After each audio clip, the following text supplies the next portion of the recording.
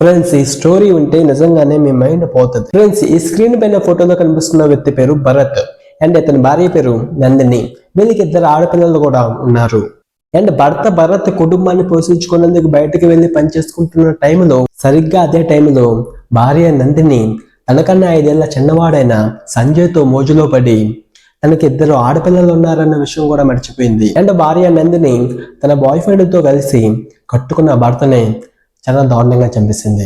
ప్రేమించి పెళ్లి చేసుకున్న మగవారిని ఈ ఆడవాళ్ళు మోసం చేసి చంపేస్తున్న ఈ రోజుల్లో, ఈ టైంలో ఉత్తరప్రదేశ్ కి చెందిన ఈమె పేరు ఆశ.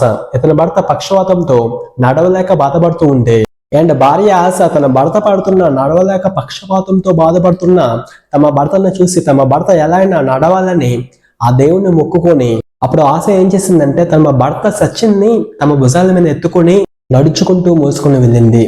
అంటే హరిద్వార్ నుంచి మోడీ నగర్ వరకు నడుచుకుంటూ మోసుకొని వెళ్ళింది తన భర్తనే తన భుజాల మీద. తమ భర్తని ఎలా అయినా కాపాడుకోవాలని ఆలోచించే ఆశ లాంటి వారు నీకు ఎలాంటి కష్టం వచ్చినా నీ వెంట నేనున్నాను అంటూ ఆశ తన భర్తకి ఒక ధైర్యాన్ని, ఒక నమ్మకాన్ని కల్పించింది. ఈ రోజుల్లో కూడా ఇలాంటి వారు ఉన్నారా?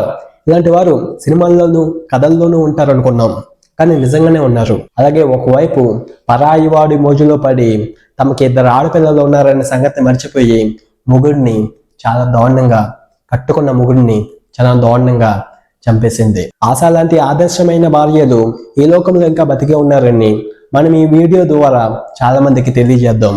చాలా మందిలో అవేర్నెస్ అయితే మనం కూడా మన వంతు కల్పిద్దాం. ఇలాంటి టాపిక్స్ చాలా వస్తాయి ముందు ముందు.